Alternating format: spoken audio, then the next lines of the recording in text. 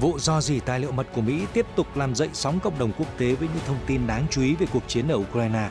Theo tài liệu của BBC trích dẫn mới đây, nhiều quốc gia thành viên NATO đã triển khai lực lượng đặc nhiệm đến Ukraine ngay khi xung đột nổ ra. Nhiệm vụ của họ là gì? Trong khi đó, Canada xác nhận vụ hacker Nga tấn công vào cơ sở năng lượng của nước này vào đầu năm 2023, tương tự những gì được tiết lộ trong các tài liệu bị rò rỉ của Mỹ. Ở một diễn biến đáng chú ý khác, cựu Tổng thống Mỹ Donald Trump tiết lộ tình yêu của Tổng thống Nga Putin dành cho Ukraine. Ba Lan muốn có quân đội mạnh nhất châu Âu với sự hậu thuẫn của Mỹ. Mỹ, Ả Rập Xê Út thảo luận về các vấn đề Iran và Yemen. Nga tiếp tục là nhà cung cấp dầu hàng đầu của Ấn Độ. Đôi giày được huyền thoại bóng rổ Michael Jordan mang trong trận chung kết NBA 1998 phá kỷ lục về giá. Tất cả sẽ có trong chương trình Thế giới hôm nay.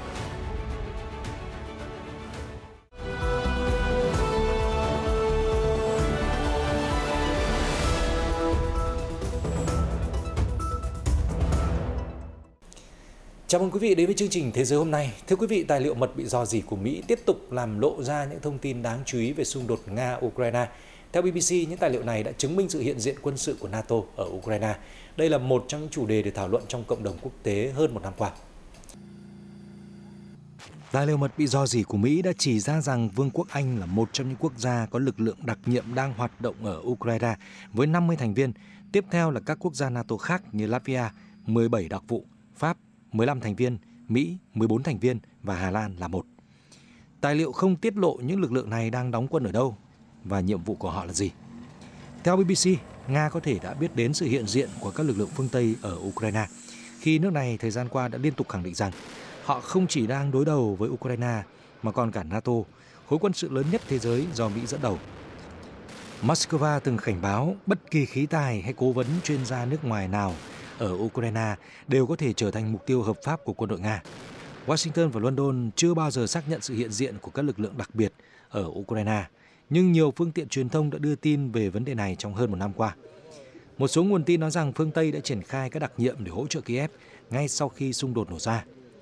Theo báo Daily Mirror, hàng chục cựu thành viên thuộc lực lượng đặc nhiệm tinh nhuệ và nổi tiếng nhất của Anh đã tới chiến trường Ukraine làm nhiệm vụ hỗ trợ chuyên môn thông qua một công ty quân sự tư nhân.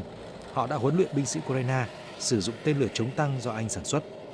Tháng 11 năm ngoái, trang tin Grayson cho biết các đặc nhiệm Anh đã thông qua một công ty tư nhân tên là Prevail Partner để đào tạo binh sĩ Ukraine thực hiện tấn công các mục tiêu của Nga ở bán đảo Crimea. Hiện Anh và các quốc gia được nhắc đến chưa đưa ra bình luận về thông tin trên. Trong một bài đăng trên Twitter mới đây, Bộ Quốc phòng Anh khẳng định rằng những thông tin liên quan đến tài liệu mật bị rò rỉ của Mỹ không có độ chính xác cao. Anh là một trong những quốc gia ủng hộ Ukraine mạnh mẽ nhất trong cuộc xung đột với Nga. Nước này hiện là nhà cung cấp quân sự lớn thứ hai cho Ukraine sau Mỹ. Cũng liên quan đến vụ rò rỉ hơn 100 tài liệu mật của Bộ Quốc phòng Mỹ, mới đây Ngoại trưởng Mỹ Antony Blinken cùng Bộ trưởng Quốc phòng Lloyd Austin đã có cuộc điện đàm với những người đồng cấp Ukraine như một phần trong nỗ lực của Washington nhằm trấn an các đồng minh sau khi vụ rò rỉ nổ ra, làm dậy sóng cộng đồng quốc tế. Phát biểu tại cuộc họp báo tại Washington hôm 11 tháng 4, Ngoại trưởng Blinken nói: "Trong những ngày qua, chúng tôi đã làm việc với các đồng minh và đối tác ở cấp độ cao, trong đó có việc trấn an họ bằng cam kết bảo vệ các thông tin tình báo." Nhà ngoại giao hàng đầu của Mỹ đồng thời cho biết, trong cuộc điện đàm với người đồng cấp Ukraine Dmytro Kuleba, ông đã tái khẳng định sự ủng hộ lâu dài của Mỹ đối với Ukraine và những nỗ lực bảo vệ sự toàn vẹn lãnh thổ, chủ quyền và độc lập của nước này. Cũng tại cuộc họp báo với ông Blinken, Bộ trưởng Quốc phòng Mỹ Lloyd Austin nói, ông cũng đã nói chuyện với người đồng cấp Ukraine Oleksiy Reznikov qua điện thoại. Ông ấy và giới lãnh đạo Ukraine vẫn đang tập trung vào nhiệm vụ hiện tại. Ông Austin đề cập đến cuộc phản công của Ukraine, đồng thời khẳng định Washington sẽ lật tung mọi ngóc ngách để làm rõ nguồn gốc vụ rò rỉ tài liệu mật. Ukraine dự kiến sẽ triển khai cuộc phản công vào mùa xuân.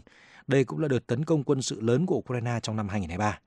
Tuy nhiên, một tài liệu mật lưu ý rằng Nga đang sở hữu những hệ thống phòng thủ mạnh mẽ, đồng thời cho biết những thiếu sót lâu nay của Ukraine trong việc huấn luyện và cung cấp đạn dược có thể sẽ làm cản trở tiến độ thực hiện kế hoạch phản công và làm gia tăng tổn thất của Ukraine trên chiến trường.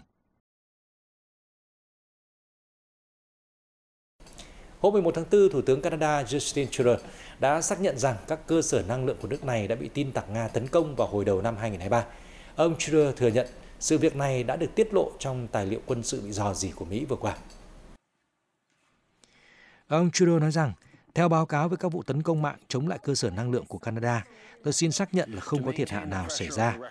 Ông Trudeau đã đón tiếp Thủ tướng Ukraine Denis Shmyhal ở Toronto trong chuyến thăm của vị quan chức cấp cao này đến Canada.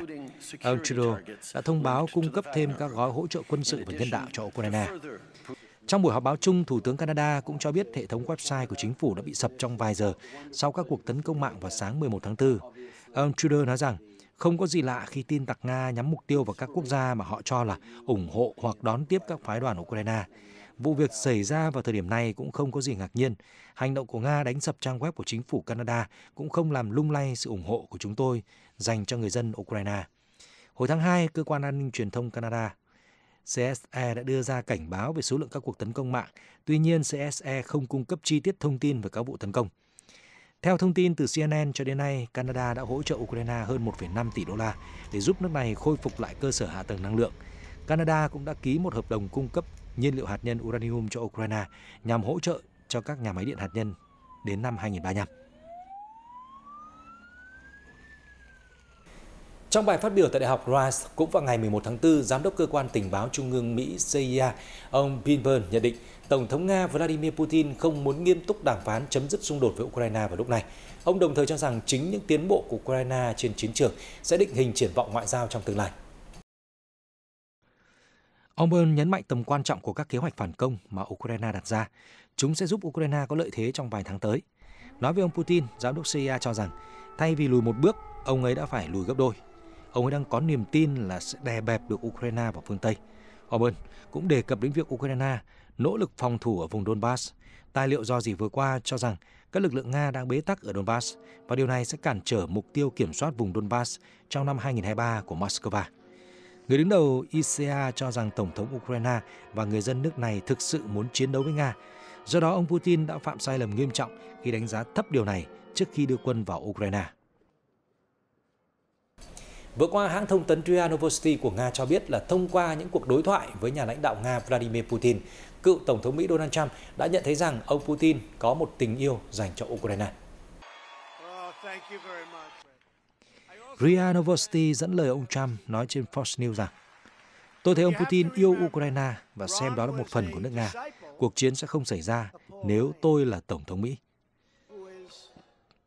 Cựu lãnh đạo Nhà Trắng còn cho biết ông có mối quan hệ tốt với Tổng thống Putin. Ông Trump cũng cho rằng điều tồi tệ nhất đã xảy ra với nhà lãnh đạo nước Nga. Ông Trump nói, tôi đóng đường ống dẫn dầu của ông ấy. Mọi người chưa bao giờ nghe hai từ Nord Stream cho đến khi tôi lên nắm quyền. Ông Trump lưu ý rằng chủ đề Ukraine thường xuyên xuất hiện trong các cuộc trò chuyện của ông với Tổng thống Putin. Hồi tháng 2, vị tỷ phú nước Mỹ đã tuyên bố với những người ủng hộ mình là nếu tái đắc cử, ông sẽ gọi cho nhà lãnh đạo Nga ngay lập tức và ký một thỏa thuận chấm dứt cuộc chiến trong 24 giờ. Một số thông tin khác đáng chú ý về nước Nga. Mới đây, Bộ Quốc phòng Nga cho biết là họ đã thử nghiệm thành công vụ phóng tên lửa đạn đạo liên lục địa ICBM vào ngày 11 tháng 4. Đợt thử nghiệm diễn ra tại căn cứ Kapustinnya thuộc khu vực Astrakhan, miền Nam của nước Nga. Tuyên bố của Bộ Quốc phòng Nga viết, một kíp chiến đấu của lực lượng tên lửa chiến lược đã phóng thành công tên lửa đạn đạo xuyên lục địa. Vụ phóng giúp kiểm tra các sơ đồ giải pháp, kết cấu và kỹ thuật trong việc phát triển các hệ thống tên lửa mới. Đầu đạn thử nghiệm của tên lửa đã bắn trúng chính xác mục tiêu đặt tại trường bắn Sharayshagan của Cộng hòa Kazakhstan. Theo CNN, hồi đầu tháng 2, Nga đã thử nghiệm tên lửa ICBM vào khoảng thời gian Tổng thống Mỹ Joe Biden đặt chân đến Ukraine nhưng bị thất bại. Khi đó, một quan chức Nga cho biết Moscow đã thông báo vụ thử nghiệm tên lửa thông qua đường dây giảm xung đột vốn được thiết lập theo Hiệp ước New START. Do đó, vụ thử nghiệm là hoạt động diễn ra như thường lệ. Một quan chức khác nói rằng phía Washington cũng không xem hành động này của Nga là gây leo thang căng thẳng. Hôm 11 tháng 4, đại diện của chính trị gia đối lập Điện Kremlin Alexei Navalny cho biết sức khỏe của vị chính khách đang xấu đi mỗi ngày trong thời gian ở trong tù. Trong một loạt bài đăng trên Twitter, đại diện Kira Yasmits tiết lộ rằng ông Navalny đã sút 8 kg sau 15 ngày biệt giam. Đáng chú ý, vị chính trị gia đối lập đã bị đau dạ dày cấp tính vào ngày 7 tháng 4, nhưng ông không được chữa trị. Ông Navalny hiện đang thụ án 11,5 năm tù tại một nhà tù an ninh nghiêm ngặt với tội danh gian lận và coi thường tòa án. Người đàn ông 46 tuổi khẳng định các cáo buộc chống lại ông đều là bịa đặt. Một bộ phim tài liệu về vị chính khách đối lập Điện Kremlin đã đoạt giải Oscar vào tháng trước. Trong bài đăng riêng biệt khác, Navalny mô tả điều kiện trong tù là cực kỳ khủng khiếp. Hiện Điện Kremlin chưa phản hồi về thông tin trên. Tuần trước, giới chức Nga cho biết những người ủng hộ ông Navalny có liên quan đến vụ ám sát blogger quân sự nổi tiếng Vladen Tatarsky ở Saint Petersburg, thành phố lớn thứ hai của nước Nga. Chuyển sang các tin tức nổi bật khác trên thế giới, theo trang tin IT, sau buổi gặp giữa Thủ tướng Ba Lan Mateusz Morawiecki và Phó Tổng thống Mỹ Kamala Harris ở thủ đô Washington, Mỹ sẽ tăng cường sự hiện diện quân sự ở Ba Lan. Ông Morawiecki nói với kênh Podcast RMF rằng bà Harris đã hứa hẹn sẽ tăng cường hiện diện quân sự thường xuyên ở Ba Lan. Cả hai nhà lãnh đạo cũng thảo luận tổ hợp tên lửa phòng thủ hiện đang được xây dựng ở thị trấn Rechikovo, miền Bắc Ba Lan. Ông Morawiecki cho biết ông thực sự hoan nghênh khi Mỹ không chỉ hiện diện quân đội mà còn xây dựng các kho vũ khí của họ ở Ba Lan.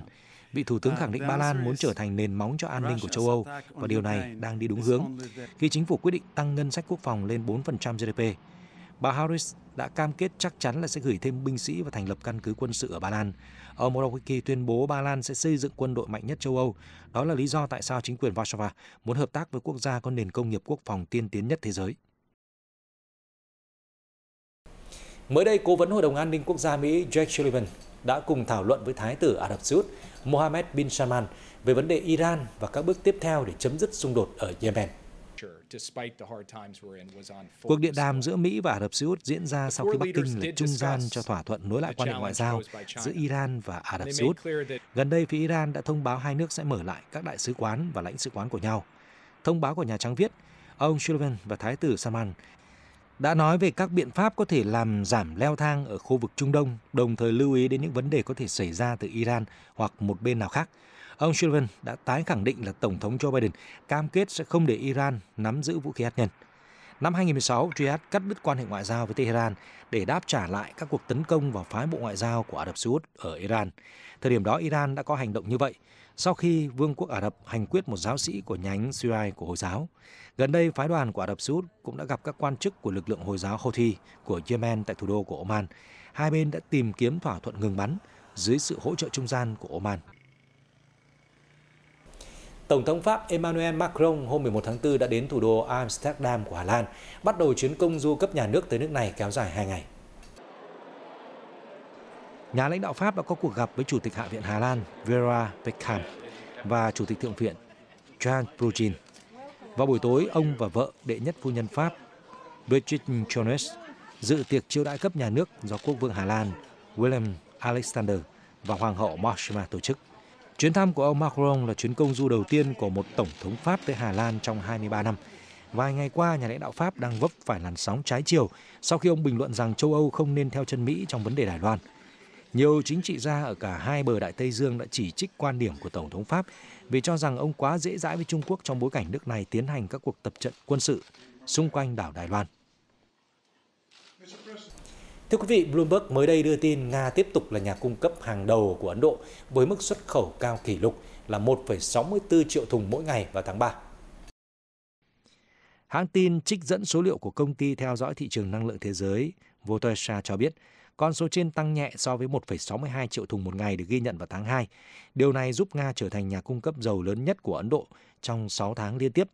Dữ liệu của Votoesha cũng cho thấy lượng nhập khẩu dầu Nga trong tháng 3 của Ấn Độ đã tăng đáng kể so với cùng kỳ năm ngoái. Vào tháng 3 năm 2022, Ấn Độ chỉ mua 68.600 thùng một ngày, tức là thấp hơn đến 24 lần so với mức hiện tại. Dầu Nga trong tháng 3 cũng chiếm 34% thị trường dầu mỏ nhập khẩu của Ấn Độ, gấp đôi so với nhà cung cấp truyền thống là Iraq. Trong tháng 3, Iraq là nhà cung cấp dầu thứ 3 của Ấn Độ, với gần 822.000 thùng mỗi ngày, xếp sau Ả Rập Xê Út là hơn 986.000 thùng mỗi ngày. Ấn Độ là nước tiêu thụ dầu lớn thứ 3 thế giới. Nước này bắt đầu tăng cường mua dầu được giảm giá từ Nga sau khi các quốc gia phương Tây dần xa lánh nguồn năng lượng Nga, nhằm đáp trả chiến dịch hoạt động quân sự của nước này ở Ukraine. Mới đây, Ý đã ban bố tình trạng khẩn cấp vì người di cư sau khi dòng người di cư từ châu Phi đến châu Âu qua Địa Trung Hải liên tục gia tăng trong thời gian gần đây. Trong một tuyên bố sau cuộc họp nội các hôm 11 tháng 4, chính phủ Ý cho biết việc ban bố tình trạng khẩn cấp trong 6 tháng là cần thiết. Điều này sẽ giúp các cơ quan của Ý quản lý tốt hơn lượng người di cư đến nước này và tại các cơ sở trú ẩn dành cho người di cư vốn luôn trong tình trạng quá tải vì lượng người tăng vọt. Khoản tài trợ ban đầu trị giá 5 triệu euro cũng đã được phê duyệt như một phần của biện pháp do Thủ tướng Giorgia Meloni và nội các đề xuất. Kể từ khi lên nắm quyền từ tháng 10 năm 2022, chính quyền của Thủ tướng Meloni đã cam kết hạn chế dòng người di cư đổ vào nước này qua đường biển. Nhưng theo số liệu của Bộ Nội vụ Ý, kể từ đầu năm đến nay, họ đã ghi nhận khoảng 31.300 người di cư, tăng 4 lần so với cùng kỳ một năm trước là khoảng 7.900 người. Chỉ tính trong 3 ngày qua, khoảng 3.000 người đã đến Ý qua Địa Trung Hải. Thưa quý vị, đôi giày Air Jordan 13 của huyền thoại bóng rổ Michael Jordan mới đây đã trở thành đôi giày thể thao đắt nhất thế giới. Thông tin được Reuters đăng tải. Vật phẩm thu về 2,2 triệu đô la trong phiên đấu giá trực tuyến do nhà Sotheby's New York tổ chức vào ngày 11 tháng 4. Hiện không có thông tin về người đã mua đôi giày. Đôi Air Jordan 13 là đôi giày được Michael Jordan mang trong ván 2 của trận chung kết NBA năm 1998. Cựu cầu thủ khi đó ghi được 37 điểm, góp phần mang về chức vô địch NBA cho câu lạc bộ Chicago Bulls, cũng là chức vô địch cuối cùng trong sự nghiệp của ông. Kỷ lục cũ thuộc về Nike Airship, một đôi giày khác của Michael Jordan, được ông sử dụng khi bắt đầu sự nghiệp. Vật phẩm này được bán với giá 1,47 triệu đô la vào tháng 9 năm 2021, đánh dấu cột mốc đầu tiên giá của một đôi giày thể thao vượt ngưỡng 1 triệu đô la. Michael Jordan hiện 60 tuổi, ông được coi là cầu thủ bóng rổ xuất sắc nhất mọi thời đại. Người đàn ông người Mỹ gốc Phi này cũng là người giúp phổ biến môn bóng rổ và giải bóng rổ nhà nghề Mỹ ra toàn thế giới trong thập niên 1980-1990. Và thông tin vừa rồi cũng đã khép lại chương trình Thế giới ngày hôm nay.